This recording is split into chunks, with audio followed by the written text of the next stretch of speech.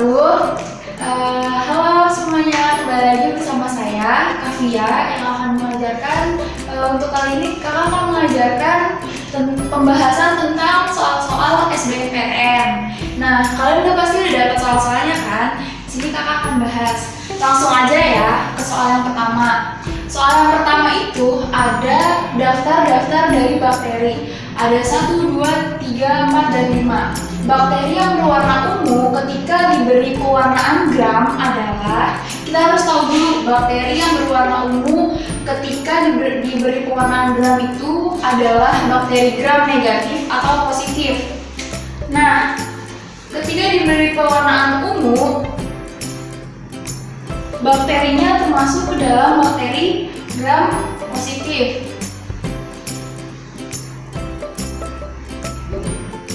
Sedangkan untuk gram yang negatif, warna yang akan terbentuk adalah merah, karena gram negatif itu tidak menyerap si warna ungu ini, jadi warna ungu itu luntur. Dalam beberapa soal bisa disebutkan warna ungu atau warna violet ya, jadi sama aja. Nah, di sini biasanya yang gram positif itu adalah bakteri-bakteri penyebab penyakit. Kita lihat yang pertama, Clostridium tetani. Clostridium tetani itu adalah bakteri penyebab tetanus. Yang kedua ada Bacillus cereus. Bacillus cereus ini adalah bakteri penyebab diare dan muntah. Nah, yang ketiga ada Staphylococcus aureus. Ini penyebab bisul dan jerawat. Yang keempat, Rhizobium leguminosarium. Rhizobium leguminosarium itu ada di tumbuhan kacang, ya, yang dia itu bersimbiosis dengan tumbuhan kacang untuk mengikat nitrogen di tumbuhan kacang. Neisseria gonorrhoeae. Nah, kelihatan dari namanya ya, gonorrhoeae, berarti dia adalah gonorrhea atau kencing nanah. Yang tadi saya bilang kalau misalnya dia gram positif, kebanyakan rata-rata adalah yang menyebabkan penyakit. Di sini yang menyebabkan penyakit itu ada nomor 1, 2, 3, 4 dan 4 bukan, dan 5. 1, 2, 3, dan 5. Berarti jawabannya itu yang selain ada nomor 4. Yang ada nomor 4-nya salah. Berarti jawabannya adalah jawabannya apa? Ada, itu ada A, 1, 2, dan 3. Nah, yang nomor 2 ini ada kingdom Plantae, terdiri atas Tracheophyta dan Altracheophyta. Tumbuhan Tracheophyta yang tidak memiliki bunga sejati adalah, kita harus tahu Tracheophyta dan Altracheophyta itu apa artinya. Tracheophyta itu adalah tumbuhan berbulu. Sedangkan Altracheophyta berarti dia tidak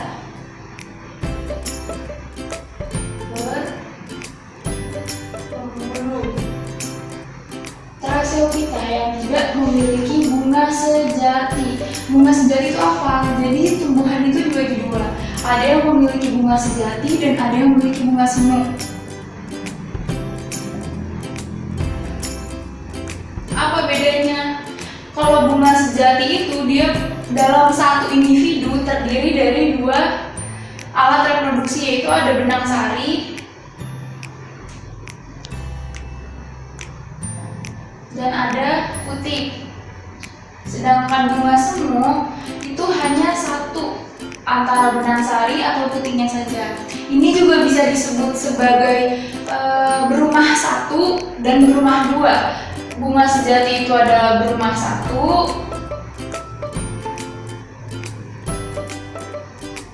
dan bunga semu itu adalah berumah dua.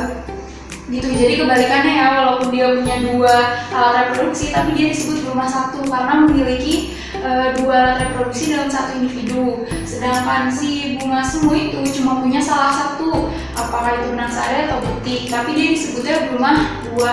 Gitu. Nah di sini kita lihat jawabannya itu ada Mangifera indica, Pinus mercusi, Carica papaya, Jasminum, dan Artocarpus. Mangifera indica itu adalah mangga. Pinus mercusi adalah pinus.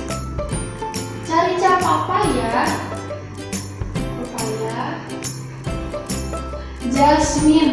Jasminum sambak, itu adalah lagi. Kemudian ada Artocarpus heterophyllus. Tebak apa hayo? Ya, dia itu adalah nangka. Dari semuanya, yang bukan merupakan bunga sejati adalah Pinus mercusi. Pinus mercusi itu dia hanya memiliki satu organ reproduksi pada satu individu. Tuh, berarti jawabannya yang B ya. Selanjutnya, nomor 3, anoa merupakan hewan endemik di Indonesia. Karakteristik yang tepat untuk hewan endemik adalah hewan endemik itu hewan yang hanya menempati satu wilayah itu aja. Jadi di mana-mana itu nggak ada. Ditemukan di daratan Eropa. Apakah dia di Eropa? Dia ada di Indonesia. Berarti yang satu salah.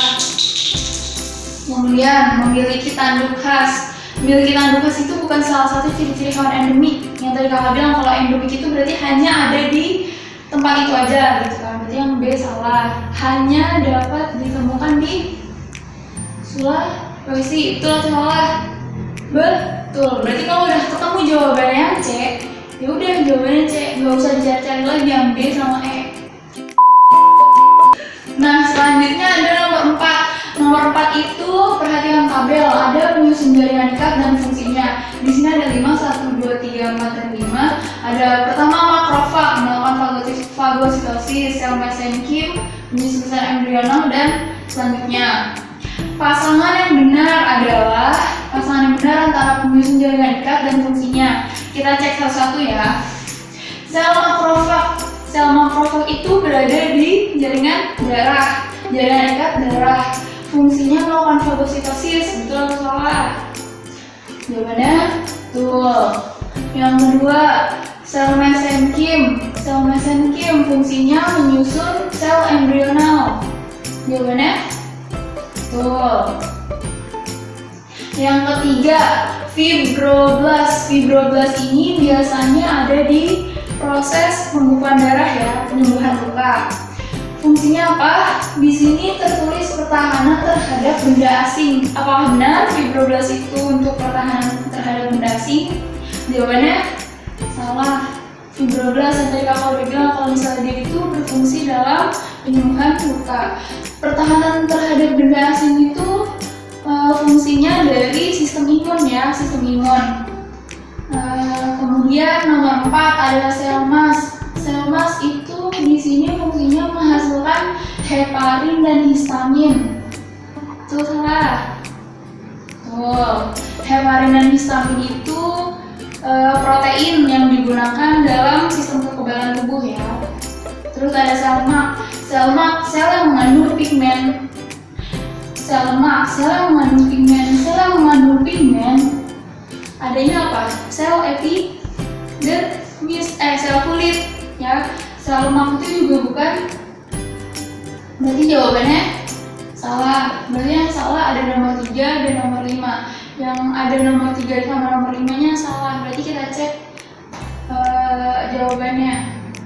Yang ada nomor 3-nya, ada nomor 3, nomor 5. Berarti jawabannya yang D. Nah, yang terakhir nih ada nomor 5. Beberapa tumbuhan memiliki bunga sebagai alat reproduksi. Bagian bunga yang berkembang menjadi buah semu pada buah ciplukan. Pada tahu kan ya buah ciplukan yang buahnya tuh di dalam terus ada pembungkusnya gitu. Nah, yang dimaksud buah semu di sini itu yang pembungkusnya itu sebagai buah semunya ya. Nah, ada beberapa bagian dari bunga yang kemudian berkembang menjadi buah semu. Salah satunya itu ada di ciplukan. Ada lagi contohnya itu di stroberi, di buah mete, ya, jambu mete itu salah satu contohnya. Nah, kalau di buah semu itu buah ciplukan. Apa sih yang berkembang menjadi buah semunya? Kita lihat jawabannya ya. Pedunculus itu adalah tangkai utama yang menghubungkan tangkai batang dengan tangkai buah atau tangkai bunga. Tuh.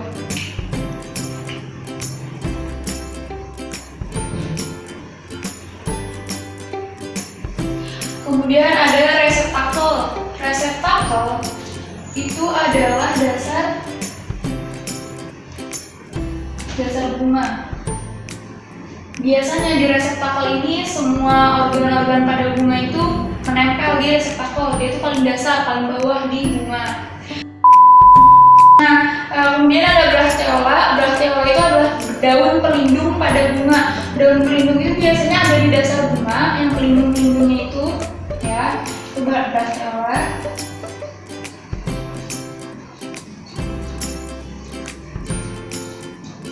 Nah, petal dan sepal ini biasanya kebalik.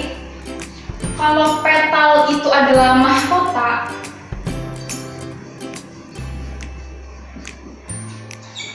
sedangkan sepal itu adalah helai daun yang ada di bawah mahkota.